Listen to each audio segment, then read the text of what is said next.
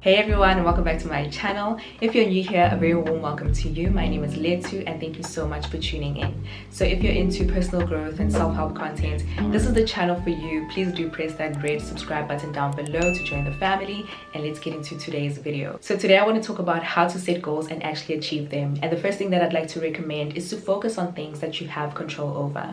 So a lot of the times we set goals or we word them in a way whereby we don't necessarily have control over that outcome. So maybe someone else has the power of determining how things pan out.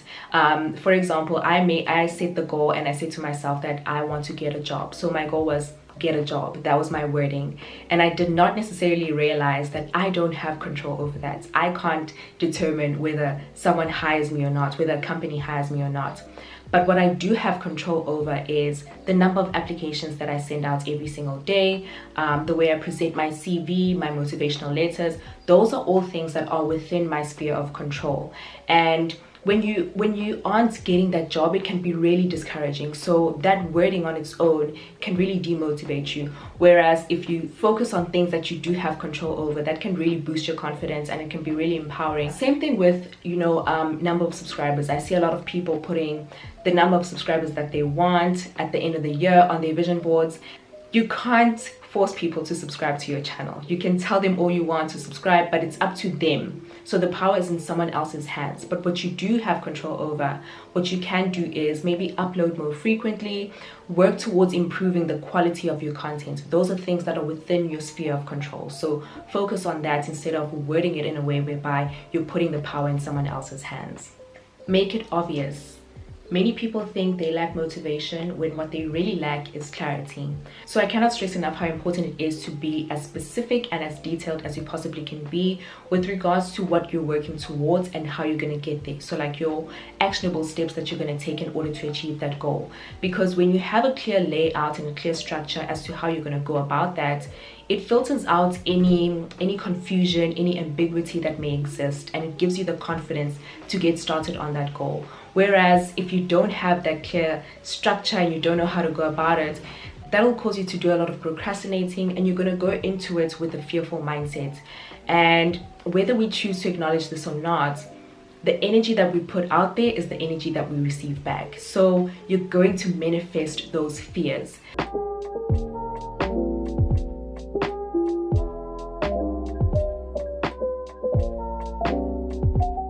So in order to go into it with faith, you need to have a clear layout on how you're going to go about this goal. There's something called an implementation intention. It's basically a plan that you make beforehand on where you're going to do a certain thing, where or when you're going to perform a certain habit.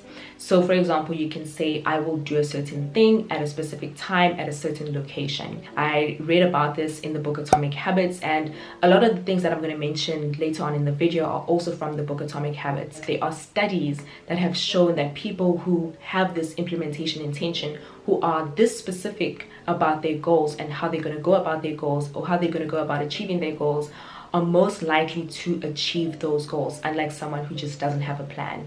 So that's very, very important. Another thing that you can do is to design your environment. And what I mean by this is that you need to have visible and obvious cues. So things that will prompt you, things that will remind you to do something.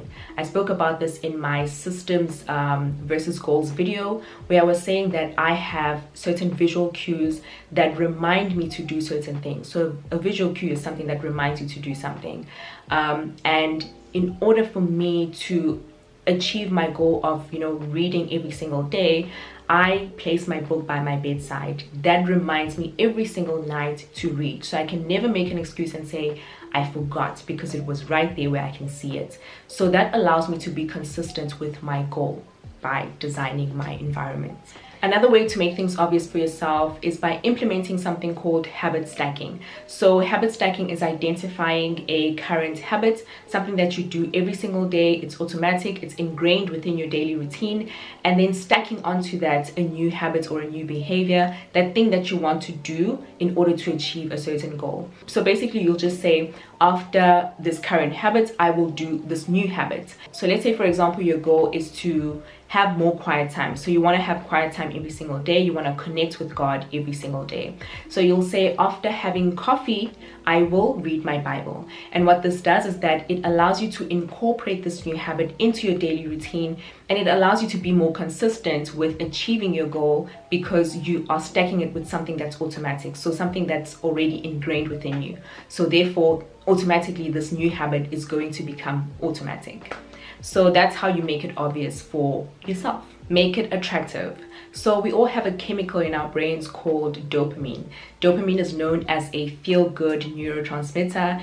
It is released by the brain whenever we experience moments of pleasure and moments of satisfaction. So whenever we do something that we enjoy. So for example, if you are eating something that you have been craving, your dopamine levels will rise. If you are reading a really good book or watching a really good movie, your dopamine levels will rise. But our dopamine levels will also spike whenever we anticipate that something will be rewarding, or whenever we anticipate that there's some sort of reward after something, which is why we have gambling addicts and we have drug addicts. So with cocaine addicts, whenever they see that powder, that automatically motivates them to go for it, even when they know that it's not good for them and it's not right. I hope I'm not triggering anyone, but yeah. So they'll just go for it because the dopamine levels have risen. Same thing with gambling addicts. They get that dopamine high before even placing that bet. And so that motivates them to just do it anyway. So we can use this in a healthy way, whereby you pair something that you need to do with something that you want to do. So for example, I've gotten into the habit of walking as a form of exercise. And the one way that I make it an exciting and an attractive prospect is by listening to podcasts. So for me, that's what makes it exciting, knowing that I'll get the chance to listen to some of my podcasts.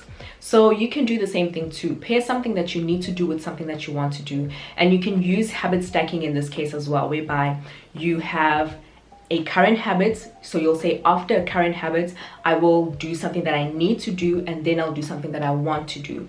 And having that and knowing that there's a reward at the end of it all is what will motivate you to do that thing. So for example, we'll say, after drinking my coffee, this is something you do automatically, I will read my Bible. This is something that you need to do.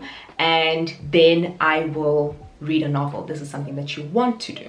Okay, so that's how you make it an attractive prospect for yourself. Another thing that's really important is surrounding yourself with like-minded people. One of the most effective things you can do to build better habits is to join a culture where your desired behavior is the normal behavior. So surround yourself with people who are already doing the habit that you want to get into. So for example, if you want to get into fitness, surround yourself with people who are already into fitness. If you want to read more, surround yourself with people who are readers. That's how it will become more attractive for you, and that's how you make it easy for yourself, because in that environment, the people all love what they do, they enjoy it, it's the norm for them. Therefore, it automatically becomes an attractive prospect for you, and it becomes easier for you to stick with. Make it easy. So no matter how well your goals are going, no matter how committed you are, there will be days where you just aren't in the mood. There will be days where you don't feel like doing the hard work, where you feel like giving in and giving up. And so it's important for you to prepare for those days by reducing the friction as much as you possibly can. And what I mean by that is you have to make it as easy as possible for you to still stick with that habit, even in those times, even when you're in that headspace and you just don't feel like doing that thing. So for example, I have set the rule for myself to read at least 2 pages a night of whatever book that I'm reading. And this is not for me to adhere to in days where I'm in the mood and I feel like reading. No, I'm basically looking out for my future self who's not in the mood, who's tired, who's just exhausted basically and doesn't want to read. I'm looking out for that future self. So on those days, knowing that I only have to read 2 pages is what will help me stick through with that habit, because 2 pages is absolutely nothing. I can read through 2 pages in less than 5 minutes. So make it so easy that it's just ridiculous for you not to do, basically.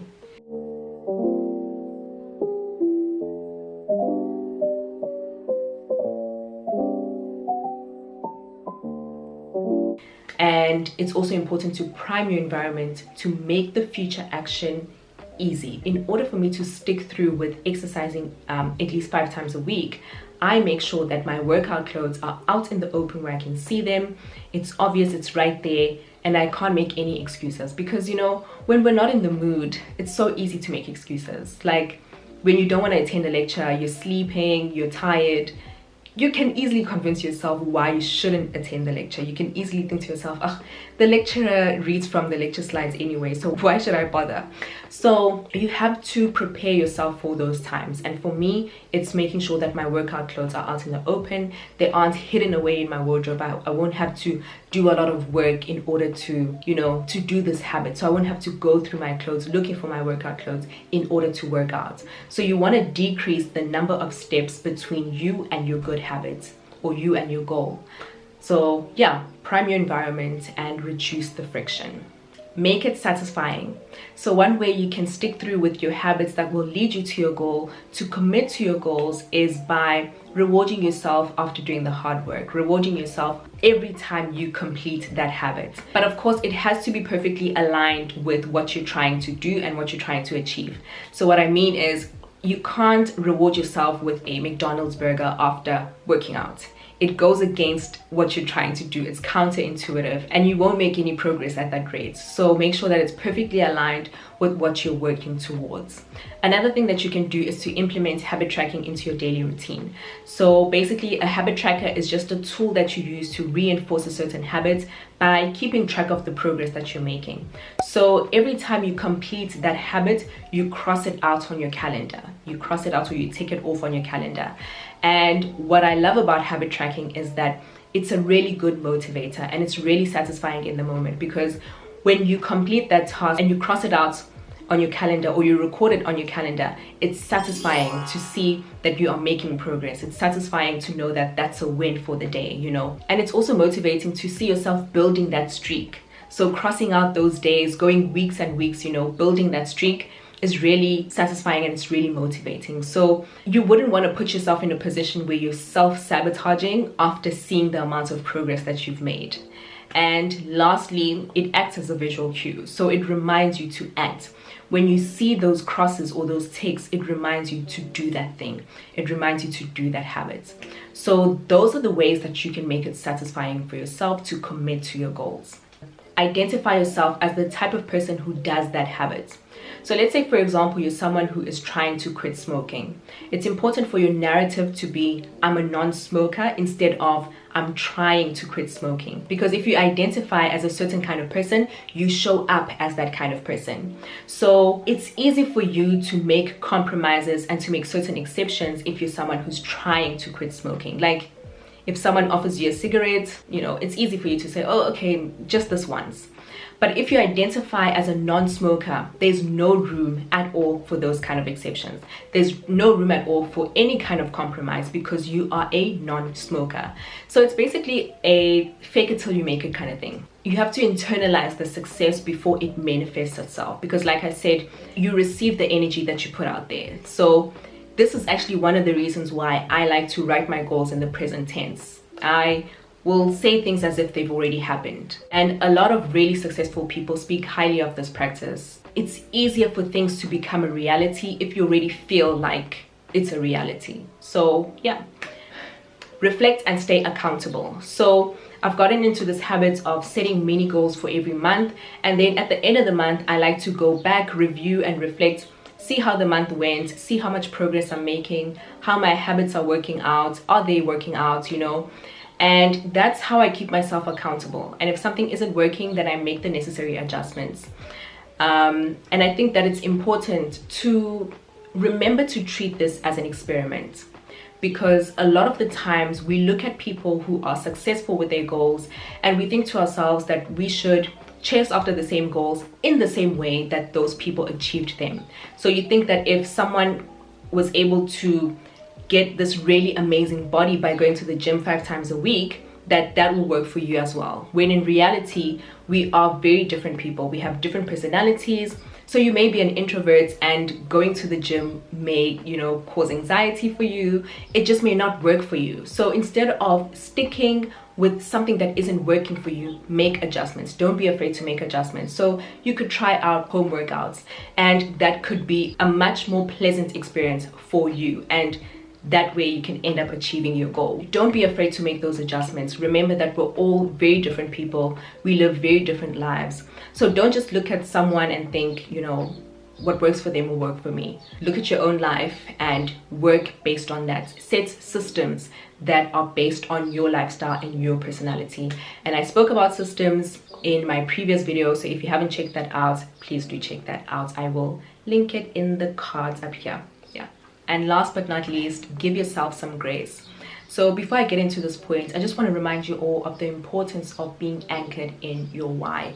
It's really important for us to be anchored in our why, to know why we do the things that we do, and to have a really strong why as well. And for me, a strong why looks like something that contributes to the betterment of myself and my life, as well as serving others. That is a strong why, because it keeps you motivated and it keeps you going even in those really difficult times, those really difficult days where you're not in the mood, where you're exhausted, you're tired, and you just don't have that motivation to keep going. Knowing that this is beyond you, that it's bigger than you, will always keep you going. So a really strong and good why will always overpower those negative emotions and those negative thoughts that may arise, because they will arise and you'll feel defeated. But knowing that it's for your betterment or for the betterment of others will always keep you going. Whereas if you're doing it for external validation, or you're trying to prove something to others, that's not going to keep you going. It's going to derail you from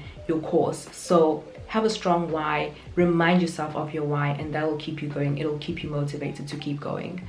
But yeah, just to get into this, giving yourself some grace. So I was listening to a podcast. It's titled the Balanced Black Girl podcast. There was an episode about intentional friendships and having healthy boundaries.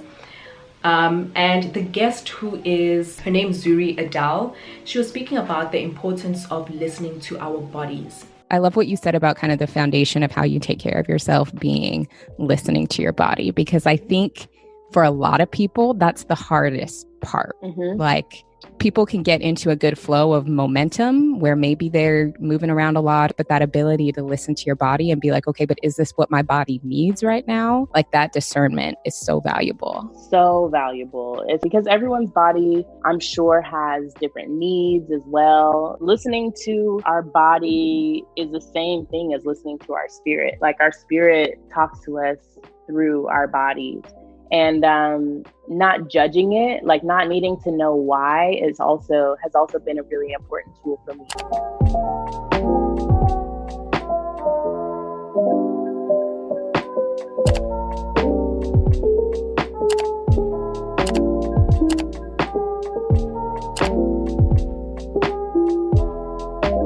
So that brings me to the end of today's video. I hope you guys enjoyed it and that you learned something from this video. Please let me know your thoughts in the comment section below. Let me know if you enjoyed this video. Give this video a thumbs up if you enjoyed it. Share it and subscribe to my channel. And remember to never give up on the life you know you deserve. I'll see you in my next one. Bye.